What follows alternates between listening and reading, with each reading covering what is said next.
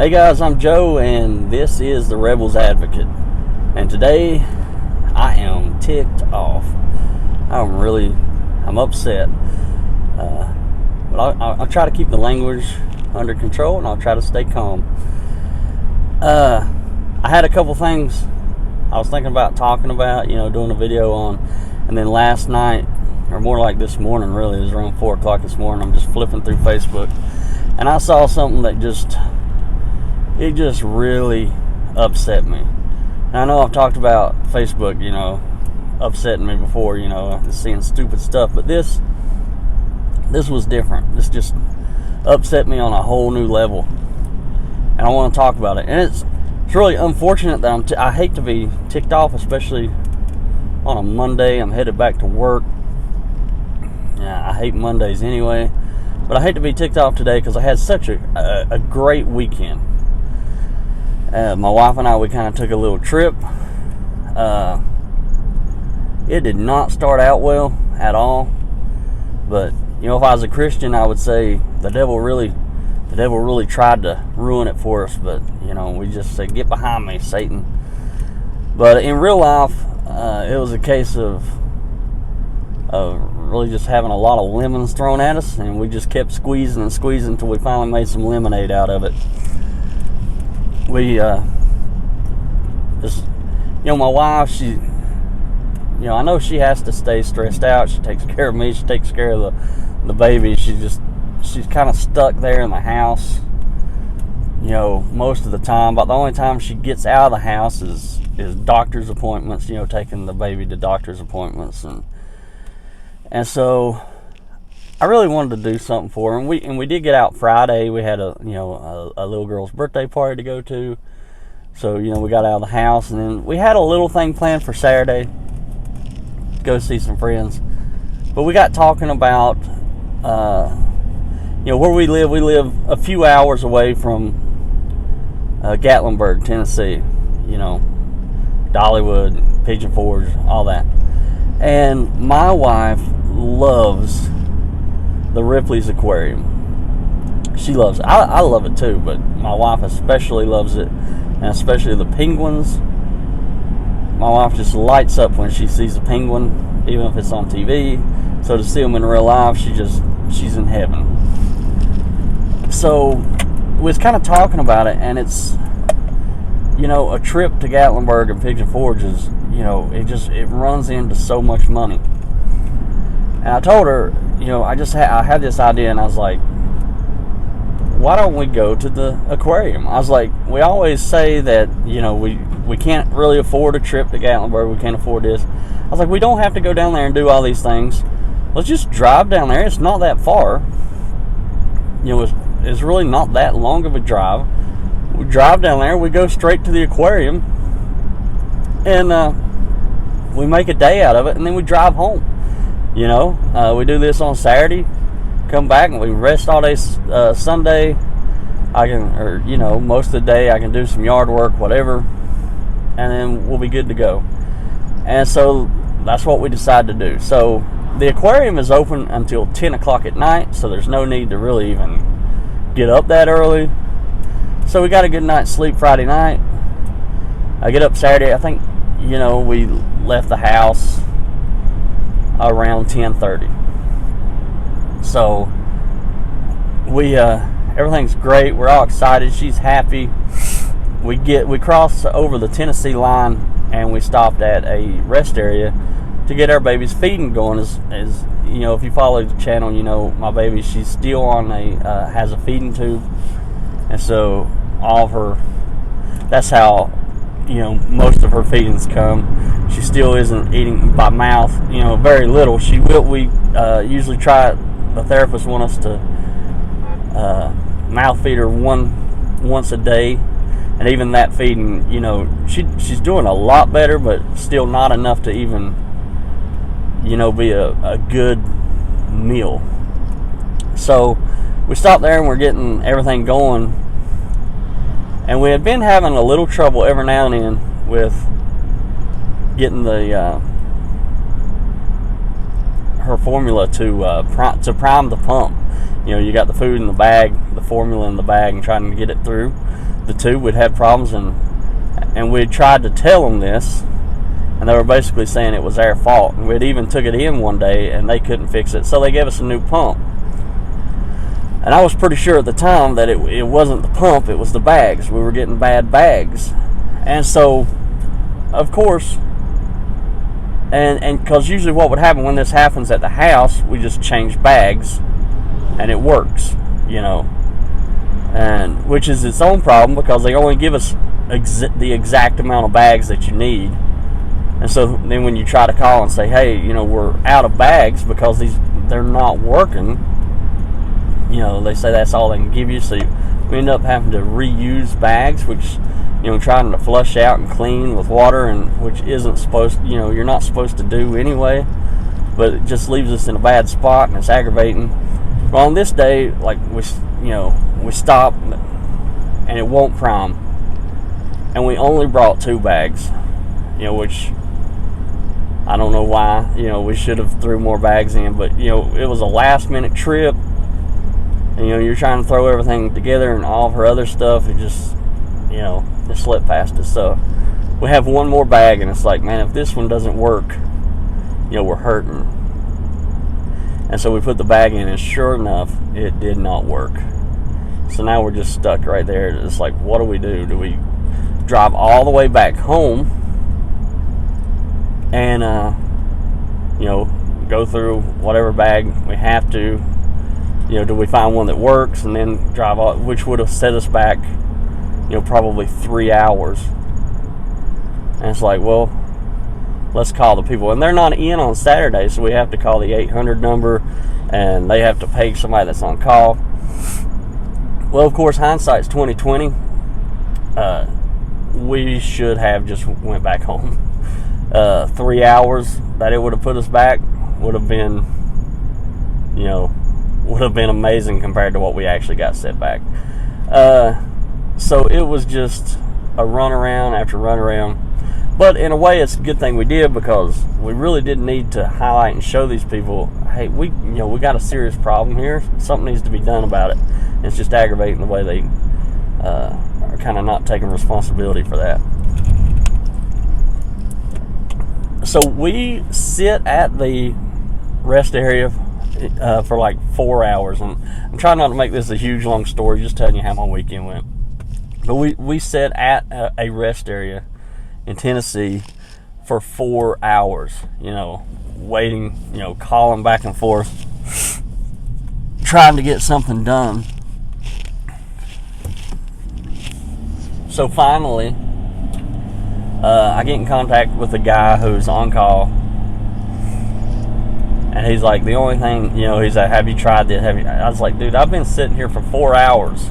I've tried everything that you can think of to try. I've tried it. I've already done it. He's like, okay, the only thing I know to do is get you a whole new pump and some bags. And I told him I kind of felt like it was the bags, but so he's like, just come in the office. Well, the bad news, we've done sit there for 4 hours.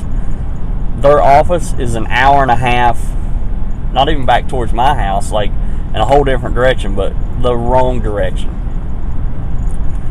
So it's like, well, there's, so we drive all the way there. There's nothing else we can do. We drive all the way there.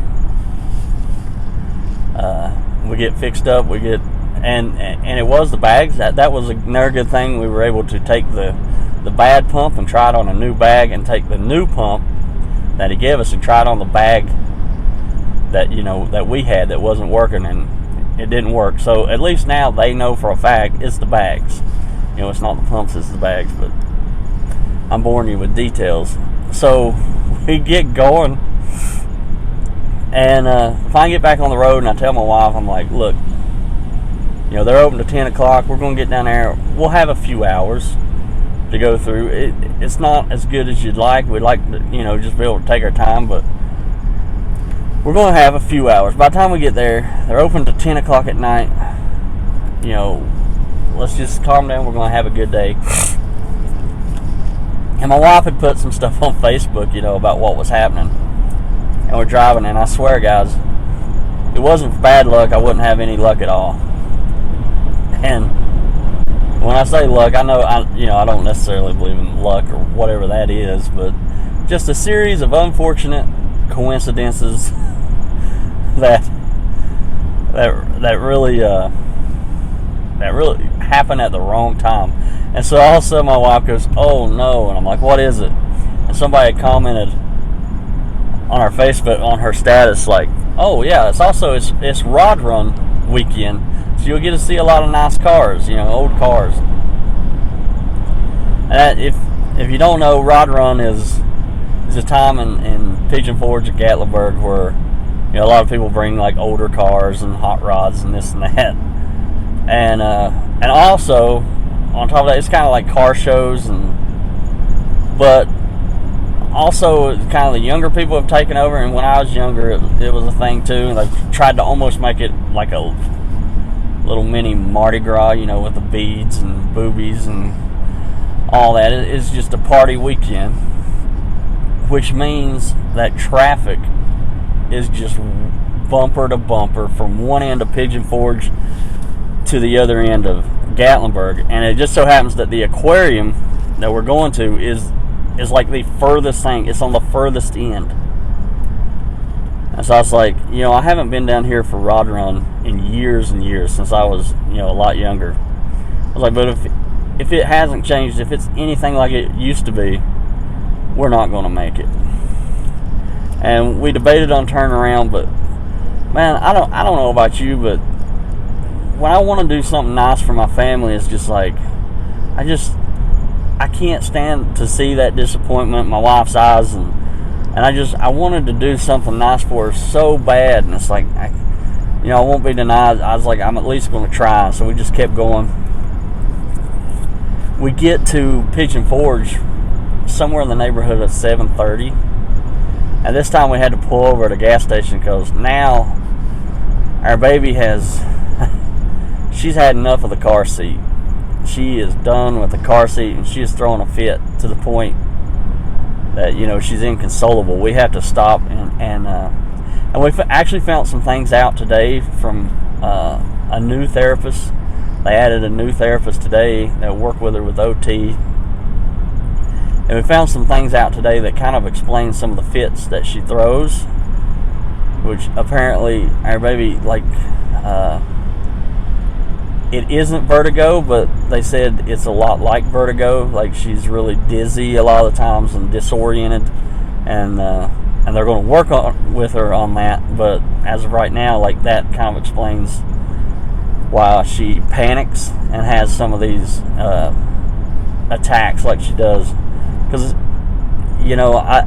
we knew there was something there that's happening, because when she throws these fits, it's just like she would fall asleep and wake up, and it's like she panics and she's scared. Like, it's a really scared cry, and you have to stop and get her out and just try to console her the best you can. So that set us back a little bit, and I was like, okay, traffic doesn't look horrible. So we get back in the car, everything's good, and we take off, and then we hit it, just bumper to bumper as far as you could see, traffic.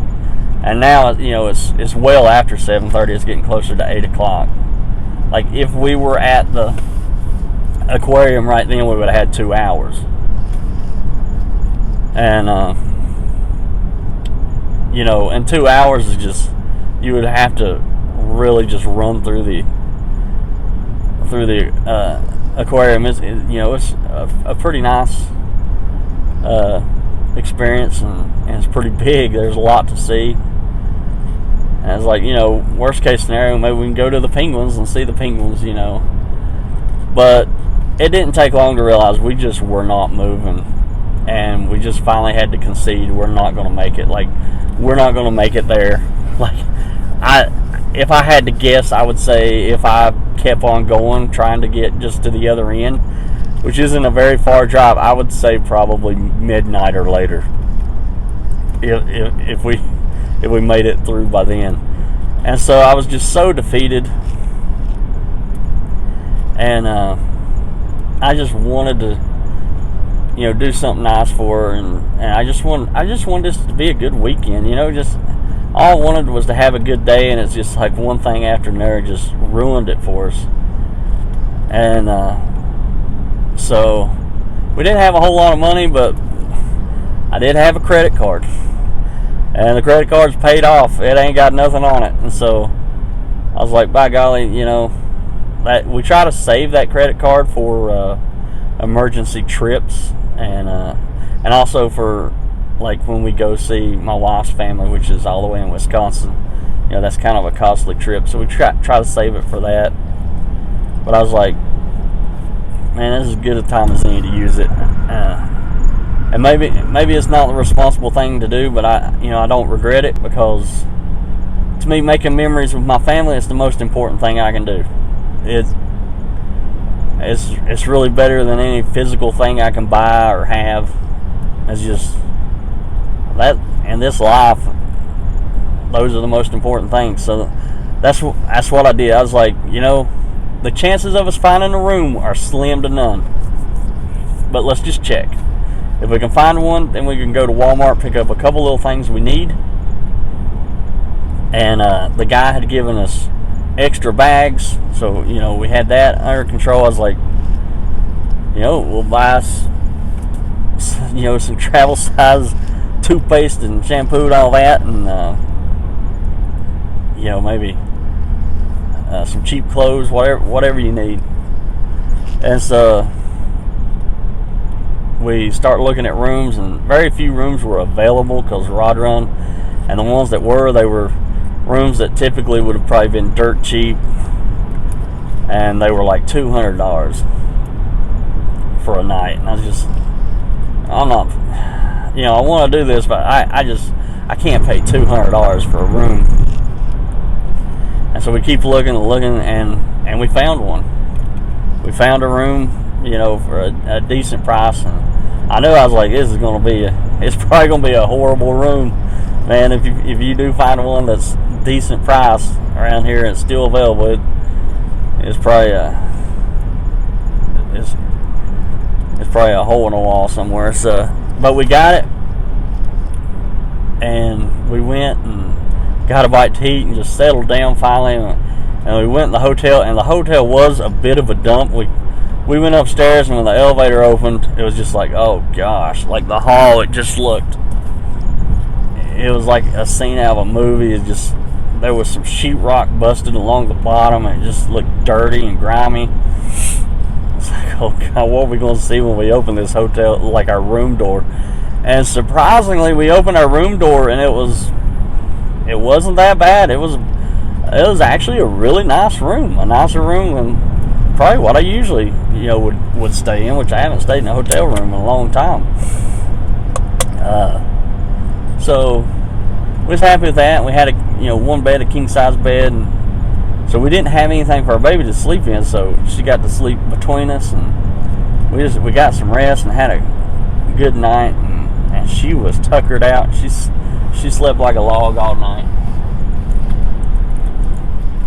And we got up, and now we had all day. Most of the people for Rod Run were leaving by Sunday, so traffic wasn't near as bad. We just spent hours. We spent hours in the aquarium. We got to watch, the penguins being fed, and stingrays being fed, and we just took plenty of time, took plenty of pictures, and we just had a wonderful day, you guys. And then we kind of walked the strip, and had some good food, and we spent the day there. And I think we were leaving out of Pigeon Forge around 10:30. So I was like, well, I think it takes around 3.5 hours. We should be home around 2. But we were home by 1 o'clock. There's no traffic, so apparently it only takes if there's no traffic, it only takes about 2.5 hours to actually get there. But we couldn't get there in 12 hours the day before. And also, I got a great souvenir while I was there. My wife wasn't happy about this, but the hotel, I got one of these. Yeah, these nice people called the Gideons. They had came in there and left a Bible just for me to take. My wife didn't believe that they were Bible, or leave one, take one, whatever. But she wasn't real happy about me taking it. But I was like, they're like, what's the Pokemon game? You gotta collect them all. So I got that. So anyway, we come home, make it home. The baby slept all the way home. She was tuckered out. She had a great day. But when we got home and changed her diaper and go to get her back in bed, she was wired up. So I held her, tried to get her to sleep. Finally got her to sleep, got her in the bed, ready to go to bed myself. She wakes back up, hold her again, get her to sleep. By this time now, I'm wide awake. I get her in bed. So I'm sitting there and I'm on Facebook. By this time, it's about 4 o'clock in the morning. And that's when I seen it. That's when I seen what it is that I want to talk about. I'm just sitting there scrolling through Facebook, and I come across a video, and I see I'm just kind of scrolling past, and I see the Pope sitting there in the video, and then I see the word atheist, and that, stop, scroll back, let's see what that's all about. And so it was a video by Now This. I don't know if any of y'all follow that page, but usually they have some pretty interesting things on there. And Now This, and they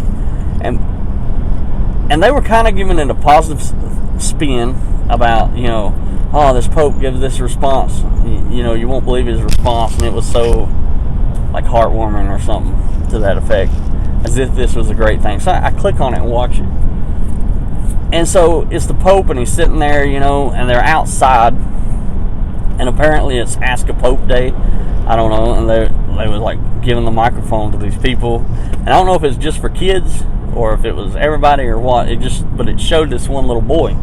It was about the question that this one little boy had, and this little boy comes up, and he's shaking and he's scared. And he goes to ask the question, he can't. Like, he's so scared he can't ask the question. And the crowd's kind of cheering him on and trying to encourage him. The Pope's, trying to encourage him. And he can't. He can't get it out, and he's crying. He's visibly upset. So finally the Pope motions for the little boy to come up to him. And he gets the little boy and he tells him to whisper his question into his ear. And the little boy is crying. He's visibly upset. And he whispers into the Pope's ear. And the Pope listens to him, and then the little boy goes back and sits down. And so the Pope says what the question is, what the little boy asked. And it turns out that the little boy's dad had died. The little boy had lost his father. His father had passed away. And as it turns out, his dad was an atheist. So the little boy wanted to know if his dad could make it to heaven.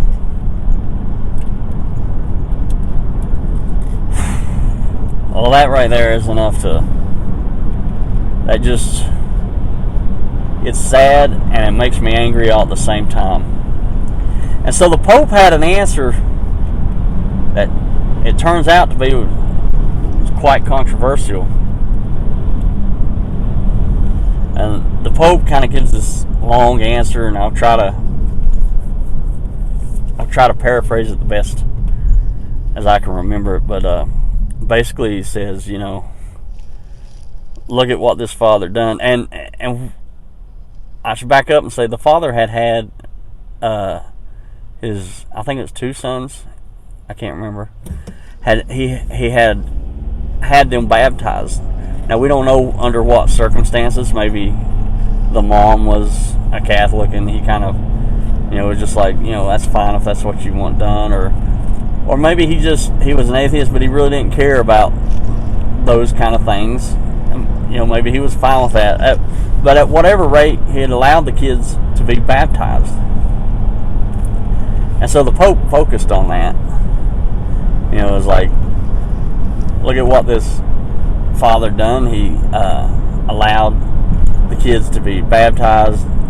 Seems he was a good father. He cared about his kid, and he's a lot like God. God's a good father. And does a good father forget his children? Crowd's kind of quiet, and he's like, don't be afraid to say it loud. And the crowd says, no, And he's like, well, God won't forget his children, And to make a long story short, he's basically implying that this boy's father, this atheist dad, had perhaps there was a slim chance he had found a loophole into heaven. There is so much wrong with that. I barely even know where to start. But when I just watched this, and I was almost in tears, but I was angry. I was so angry at what I just saw, because this isn't like an isolated incident. This is, this happens pretty regularly, in different ways. And so I click on the comments because there were two types of comments I expected to see. The first one I clicked on, and sure enough, the first one type of comment that I expected to see, there it was. And that is from Christians, and I don't know how many of these were actual Catholics and how many were, American Protestants who are more than happy to point out errors in the Catholic Church and the Pope. But a lot of people were saying, hey, this isn't Bible. This Pope may be trying to give a kid comfort, but he's teaching lies. This isn't Scripture. This isn't the Bible. This isn't true. And it may sound cold, but those people are right. Like, if the Bible is true, if all of it's real, and the God is the God that the Bible, if God is the God that this book says he is, then the Pope just fed that boy a load of crap. And I wouldn't want the Pope to tell him, no, I'm sorry, your dad went to hell. But at the same time, telling him, oh yeah, that your dad's in heaven would be a lie, any way you look at it. Whether it's a lie, whether if God isn't real, it's a lie if God is real according to the Bible. It's just all around is just not true. So those comments were in there exactly like I expected. Now the next kind of comments I expected to see were from my fellow atheists. I was like, man, because atheists are being more vocal, online, and especially in stories like this, and they're not always the most. They don't always have the best manners. They can sometimes be pretty blunt and cold. But I expected them to be in there, and what I expected to hear was how sad this was. That this religion teaches. This little boy is shaken up and just tormented with the thoughts that his dad is in hell, and that's a direct result of the teachings of the church and being indoctrinated with such ridiculous teachings. That's what I expected, because that was sad. But instead, what we got, and I could only read so many, and I was just done. I just clicked off. I was so fed up with this story. But there were several people in there who claimed to be atheists, who were praising the Pope. Oh, this Pope, I love this Pope. This Pope restores my faith in Christianity. One of them was like, if I ever was to get back in religion, this Pope would be the reason why. And what a beautiful thing that this Pope has done. This is what we need to see. Yada, yada, yada. This Pope comforting this little boy. Oh, how beautiful this is. From people claiming to be atheists. People claiming not to believe. I was blown away by that. I couldn't, it's like, yeah, I see where they're coming from, that this Pope is trying to comfort this little boy. But do you not realize that he's trying to comfort him because the little boy is tormented by a problem that the Pope and the religion created? Christianity created this problem, created the torment and the anguish that this child is going through, and now because the Pope is comforting him and trying to make some loophole, now all of a sudden you're going to praise this Pope? And I've seen a lot of that happen ever since this Pope took over, because apparently he's a little more charismatic. He said some things that the secular world kind of likes. I think he said some things, like maybe even believing in climate change, or maybe I think he's even alluded to believing in evolution, things like that. And yeah, that's great as progress, but I'd like to ask you, what's this Pope doing to stop the pedophilia and to expose the priests involved in this pedophilia going on? Let's not be so quick to start praising the Pope here, just because he does some good things, and maybe just because he's not as fanatic as many we've seen in the past or whatever, it doesn't make him good.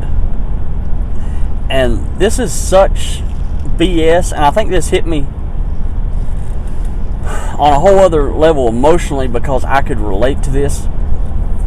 And so I just imagined, what if that little boy, what if that was my little girl? Let's say in the future I was to pass away. Well, obviously, I'm vocal about my atheism, and now my wife is a believer. She doesn't really go to church or anything like that. Her faith doesn't affect her in any way, like, if that makes sense. Like, she kind of lives her life, like, our belief system, my wife and I, pretty much lines up right. We're both, I think we're caring people, and we care about people. She doesn't judge anyone with her religion, which, she just basically, she believes, and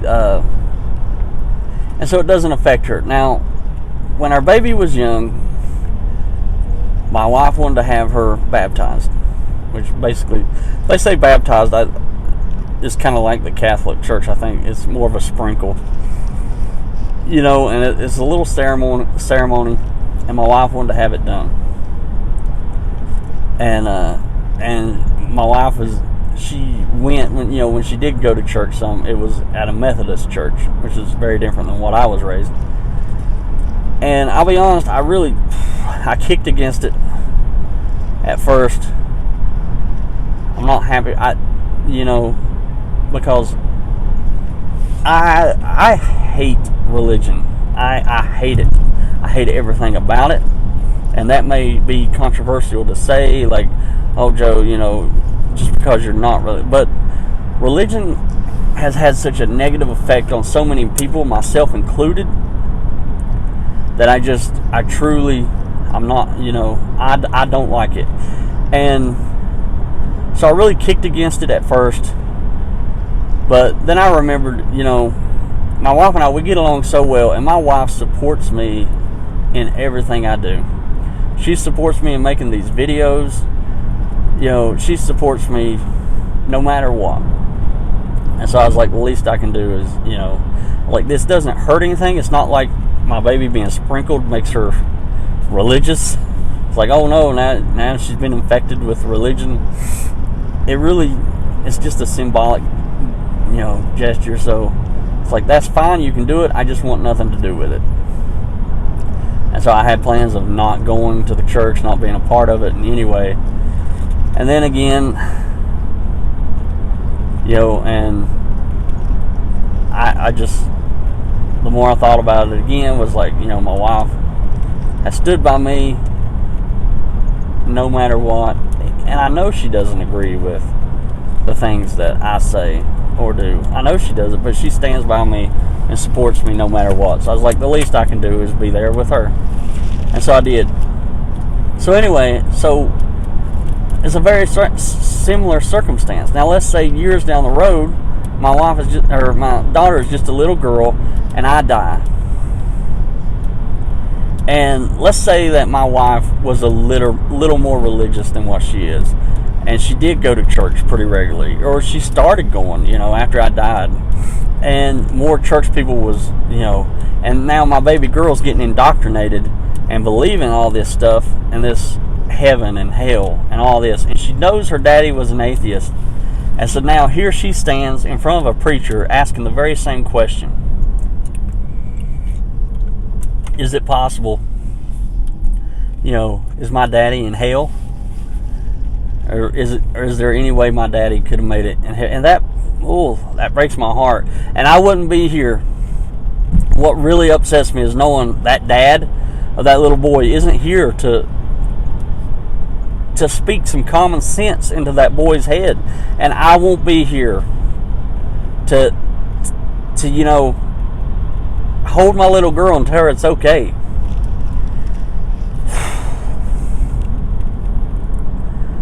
Sorry, this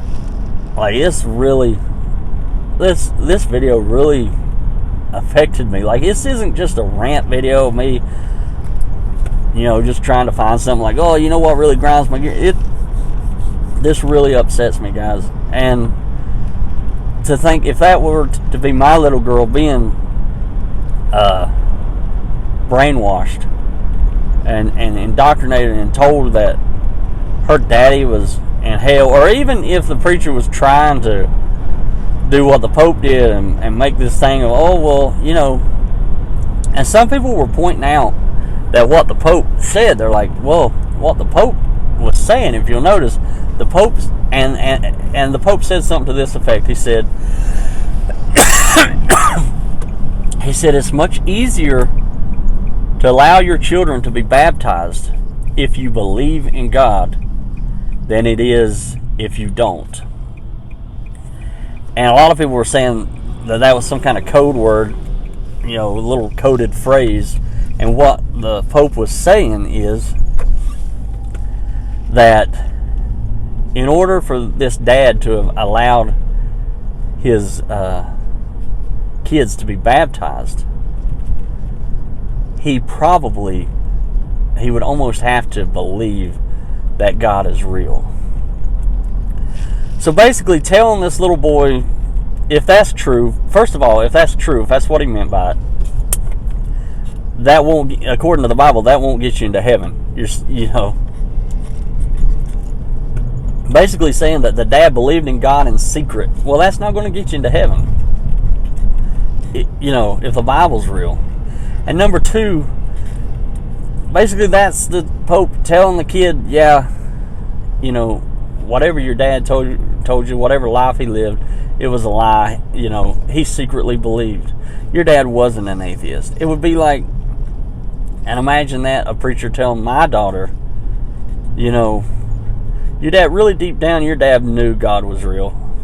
And just undermining anything I've ever said or done. And it pisses me off to no end, guys. And this is why I have zero respect for religion. Like, religion, the net positive of religion is not, like, there is no net positive. Like, it's bad. Any good that can come from it is just overwhelmed by all the bad. Any comfort that you can get from religion is overwhelmed by the guilt and the shame and the torment that comes from religion. I remember what the Pope did was a pretty common thing when I was a kid, and I used to hear preachers, especially at my church, kind of make fun of preachers who would do this. But it was a common thing that you preach hellfire and brimstone and you got to live a certain way to make it to heaven. But then all of a sudden somebody, passes away and they were a sinner. And then the preacher would go and basically try to make these loopholes of how maybe, they might have got in. And we would kind of make fun of that. And I remember hearing preachers kind of mock, preachers that would do that. Like, you preach them in hell while they're alive, and then when they die, you preach them into heaven, basically. And, but I remember a case happened, and I was just a kid. And there was a young man who had a family in her church, and he was killed.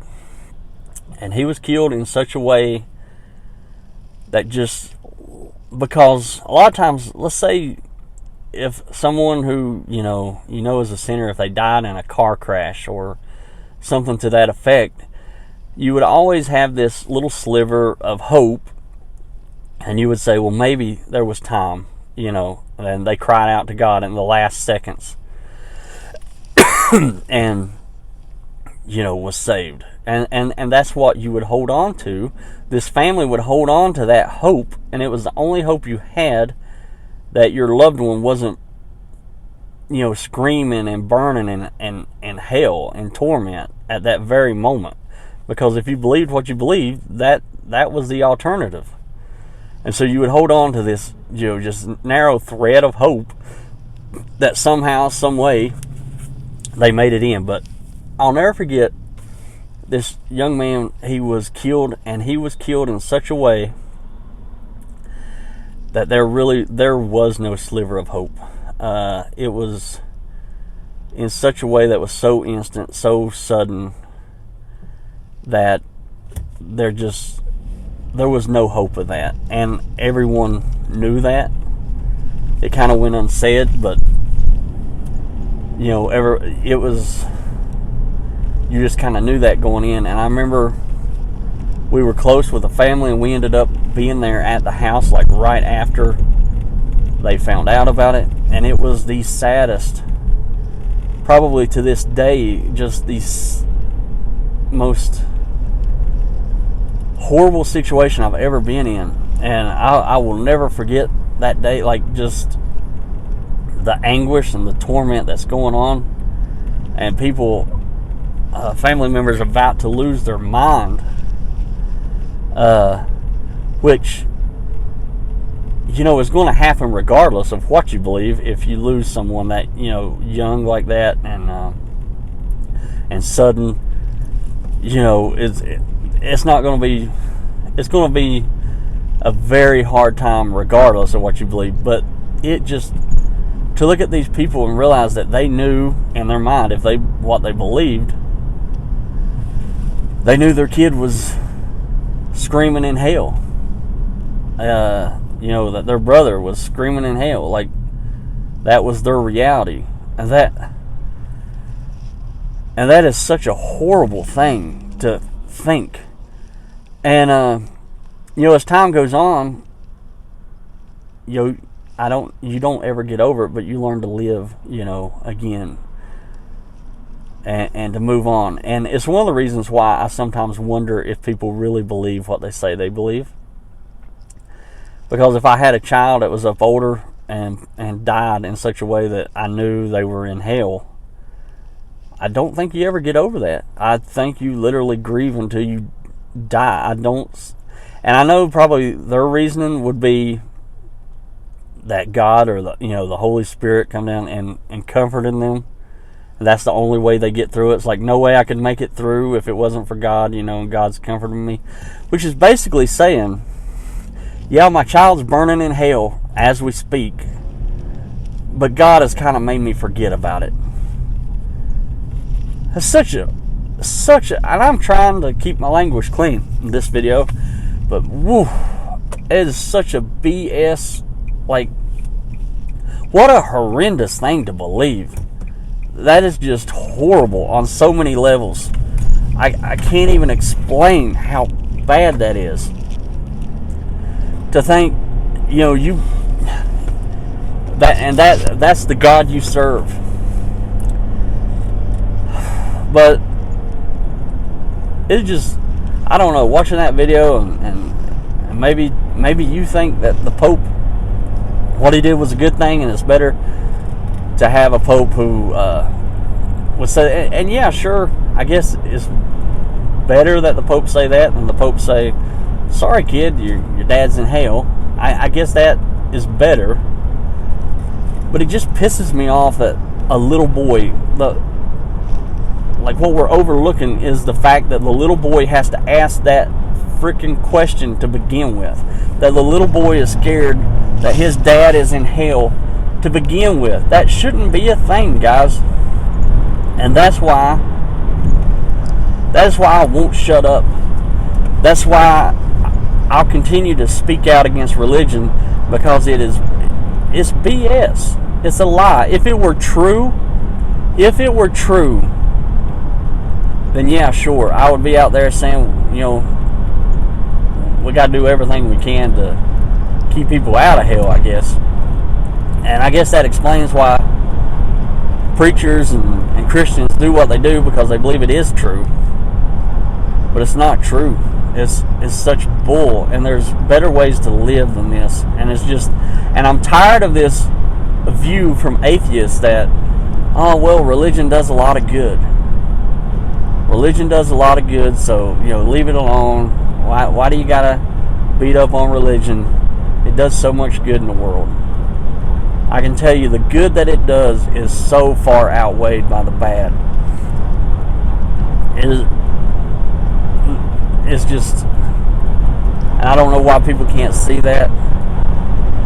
And I've rambled on, and now I'm almost to work, guys. And so I'm going to get off here and try to get in a better mood. I'm going to go into work pissed off, but I'm going to try to focus on the good weekend I had. And I did have a good weekend. I made some great memories with my wife and my little girl, and we had a great time. And I hope to have more days like that. We spent more money than we wanted to, and now we got to pay off those credit cards. But we had it. To me, it was worth it. It was much needed time away, and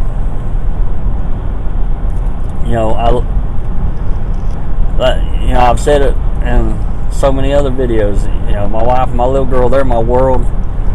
They're all I care about, and I think that's why that video just upset me so bad, because I could put myself in those shoes and just think about if that was my little girl asking that question about me,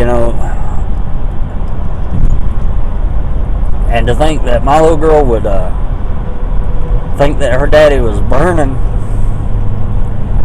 and that other adults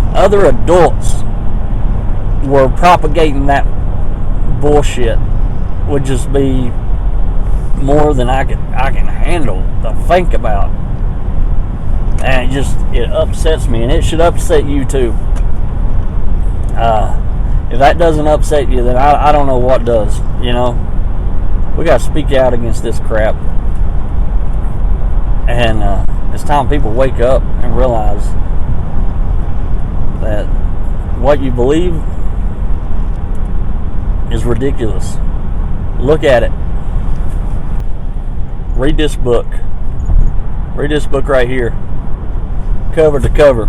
Read it cover to cover like you've never read it before, and come back and tell me that what you believe isn't BS. That's what I challenge. That's why I challenge every believer out there. Pick up your Bible and read it. Really read it, cover to cover, and defend it.